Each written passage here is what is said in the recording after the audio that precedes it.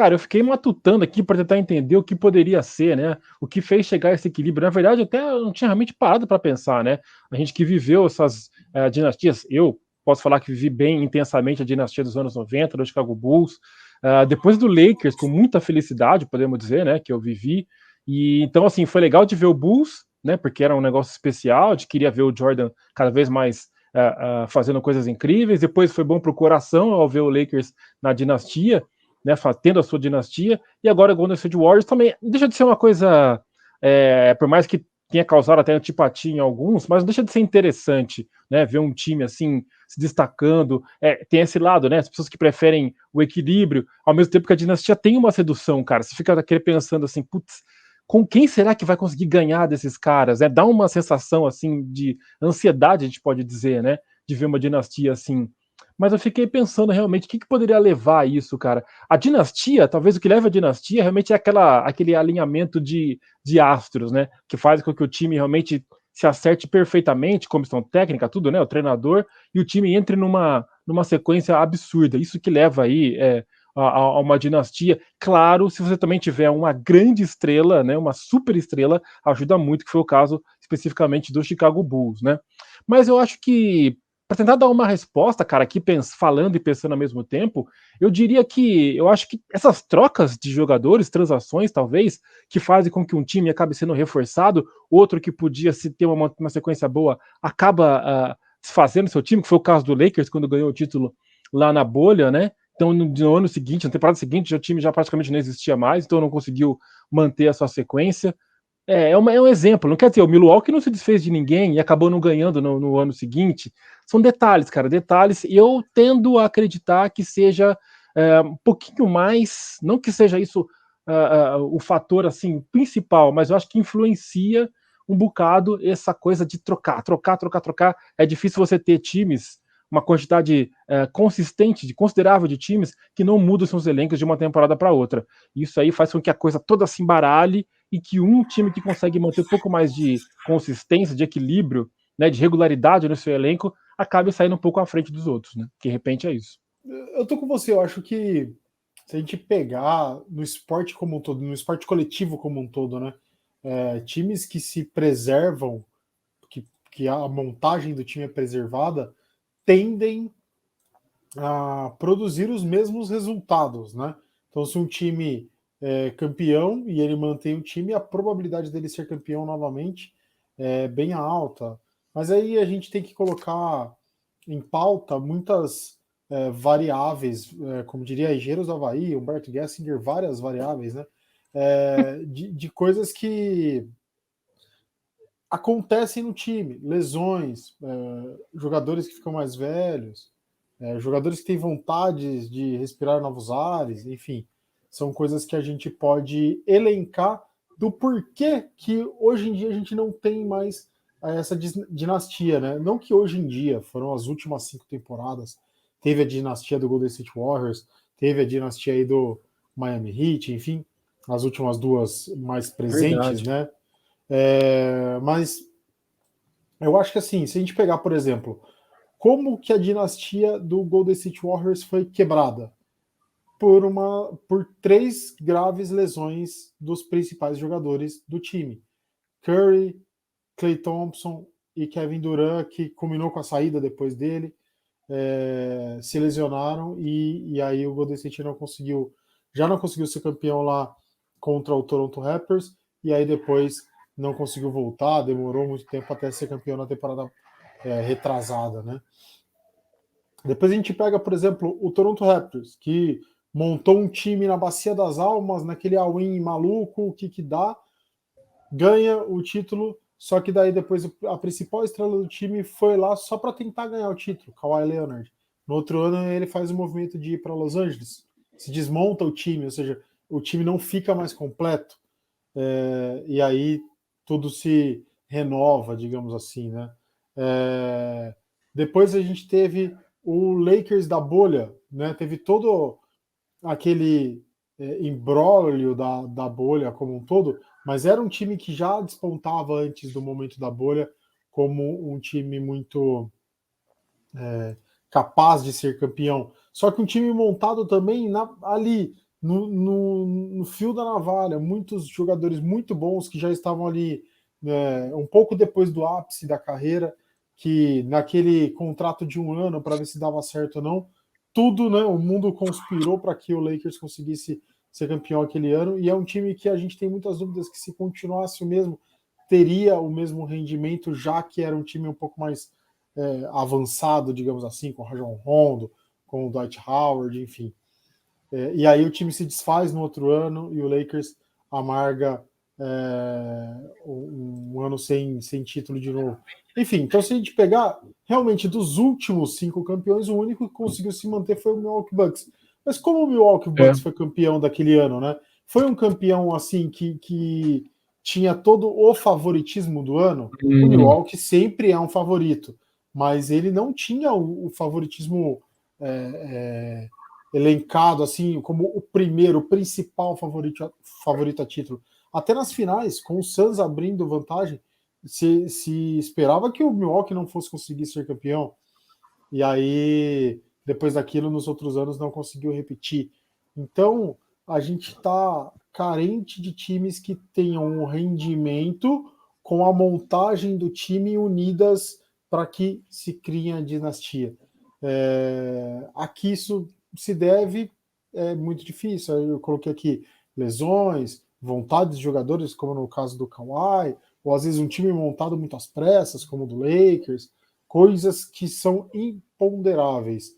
Mas eu diria que se nos últimos 5 anos a gente teve campeões diferentes aí na NBA, agora, com a forma avassaladora que foi, com a forma contundente que foi, a gente pode pensar que vem aí pelo menos uma leve dinastia do Nikola Jokic e os seus liderados, né? Acho que a gente pode pensar que o Denver deve vir para uma nova dinastia, né, não, André?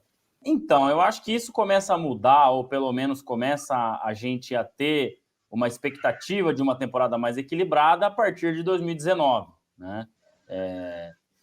Quando, assim, o Raptors vence o Golden State, o Kevin Durant se machuca, né? Tem toda aquela questão das tretas com o Draymond Green no último ano, que todo mundo já começou a falar, eu acho que o Kevin Durant não vai continuar nessa equipe. E a gente entra no ano de 2020 já com outros times nas pontas. Vamos lembrar que o Milwaukee Bucks naquele ano estava muito bem, né? O próprio Boston Celtics, o Lakers, o Heat, né? O Lakers acabou sendo campeão, teve toda aquela questão da bolha. E de lá para cá, nós não tivemos nenhum ano, acredito eu, me corrija se eu estiver errado, que a gente começou o ano falando, esse ano vai dar tal time, né? Igual isso aconteceu em 2016, em 2017, em 2018. E se não fosse o Cleveland de 2016, talvez a gente pudesse ver aí um Golden State vencendo 4 títulos seguidos, né? Então essa história começou a mudar. Mesmo o ano que o Golden State ganhou em 2022, não estava não era o principal favorito. A gente viu o Milwaukee Bucks defendendo o título, a gente falava muito do Boston Celtics, que melhorou durante a temporada, o Golden State acabou chegando muito forte nos playoffs. Então, acho que, completando o raciocínio de vocês, isso aqui são os títulos até hoje, tá? Como eles estão divididos. Então, você tem 17 para o Los Angeles Lakers, 17 para o Boston Celtics, aí você vai ter 6 para o Golden State Warriors e 6 para o Chicago Bulls, 5 para o San Antonio Spurs, 3 para Sixers, Pistons e Miami Heat, 2 para Knicks e 2 para Rockets, e 1 para Cleveland, Hawks, Wizards, Thunder, Blazers, Mavericks, Bucks, Kings e Raptors. Claro que algumas dessas aqui foram campeões quando a franquia ainda tinha outro nome, né? Ou estava em outra cidade também. Então, queria mostrar rapidinho aí esse total de títulos. Acho que até para o nosso querido Miguel fazer um corte legal, né? Para a galera ver aí essa pilha de... Se a gente pegar essa tier list aí também, André, dos times que tem um título, 3 foram nesses 5 anos que a gente mencionou aqui, né? É isso que eu estava querendo entender aqui, tentando puxar aqui, é justamente isso. Bucks, Raptors e esse ano o Denver Nuggets. E se a gente for até um pouco mais atrás, o Cleveland Cavaliers também entra nessa, né? Não precisa ir muito. Né? Se a gente for 20 não, mas 12 anos atrás, entra também o Dallas Mavericks, né? no ano de Exato. 2011. Então, se as você mostrar dinastias essa aí... imagem, se você mostrar essa imagem para uma pessoa que acompanha a NBA pouco tempo ou agora, ela vai rir quando a gente cita a palavra equilíbrio, né? Exatamente. Não faz, olhando essa imagem, não faz nenhum sentido falar de equilíbrio. Exato. Achando que Lakers e Boston fazem final ano sim, ano não, né? Exatamente. É isso, Anderson. Foi muito boa a sua colocação, porque realmente, nos últimos anos aí, 70% das vezes ela foi dominada por times já campeões, né? Você vê justamente aí Lakers, Celtics, Warriors, Bulls, né? Times que já venceram, Spurs, enfim. E eu trouxe aqui uma coisa interessante, né? Essa década começou com 4 campeões diferentes. Lakers em 2020, Bucks em 21, Warriors em 22 e Nuggets em 23. Isso nunca aconteceu antes, tá? Pode ter tido durante o período de 10 anos, né, da década, mas assim, a década se iniciar nos 4 primeiros anos dela, com 4 campeões diferentes, isso nunca aconteceu. Nem em 60, nem em 70, nem em 80, nem em 90, nem em 2000, nem em 2010. Sempre teve um time ali já vencendo pelo menos 2 títulos num período de 4 anos. Então isso é um bom sinal para que talvez essa nova década, né, 2020 aí para frente até 2029, a NBA tenha, sei lá, 8 campeões diferentes, quem sabe 9, 10 até, difícil, não é? O Kendrick Perkins até falou, eu estava lendo antes do episódio, que ele chuta que nos próximos 15 anos ninguém vai ser campeão back-to-back, em 2 anos seguidos. Tá? Eu acho difícil isso, tá? Eu acho que alguém vai aparecer aí. E assim, dando uma opinião aqui do que eu tenho visto, cara, me parece que hoje não somente os treinadores, os jogadores, mas o front office, né, os general managers, eles estão, parece que se movendo cada vez mais rápido para poder preparar o seu time para uma próxima temporada. Então, por exemplo, o próprio Denver Nuggets, né, não teve sucesso no ano passado, aí já foi atrás de Caldwell Pope, Bruce Brown, já foi reforçando o elenco, né? Para o próximo ano a gente já vê vários movimentos, e antes parece que isso era um pouco mais estagnado. Os times ficavam mais tempo com os mesmos jogadores e tentando mais o título. Hoje está tudo muito mais dinâmico. Se a gente olhar, dava tempo de um mesmo elenco amadurecer, né? Exato. De repente, se tivesse que dar certo, dava, né? Também vencer o título dessa forma, né? Você não precisa trocar o time a cada 1 ano, 2 anos, né? Também é uma forma de vencer e uma forma interessante você manter um elenco. Antes se tinha até mais paciência, né? Mas talvez nesse período de 5, 6 anos, sei lá, para o time amadurecer, o outro time que já estava, né, maduro vencia aí 3, 4 títulos, né? Agora a gente vê os elencos se reformulando muito. Se a gente pegar o próprio Lakers nos últimos anos, quando que se repetiu o elenco, né? O Warriors é uma das poucas exceções, o Nuggets também, que a gente falou aqui, né? O próprio Miami Heat, que chegou em finais, já não é o mesmo time lá da final de 2020 contra o Lakers, já é um outro time agora, né? O Boston Celtics é um dos times que está conseguindo manter a base, mas já se desfez de algumas peças para o ano que vem. Então, eu acho que está muito mais dinâmico, né? O pessoal tem feito mais trocas, tem oferecido mais grana, né? Até porque a liga, cada ano que passa aí, os caras estão ganhando mais dinheiro.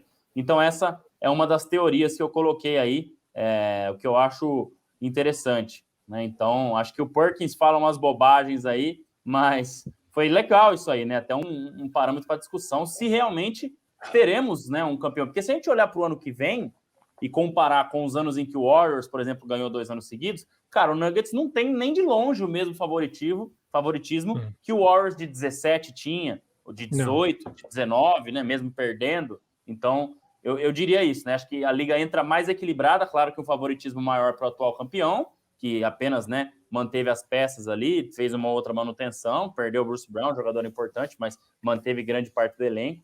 Então, queria pensar mais ou menos nesse sentido aí, colocar isso para a gente iniciar esse bate-papo também.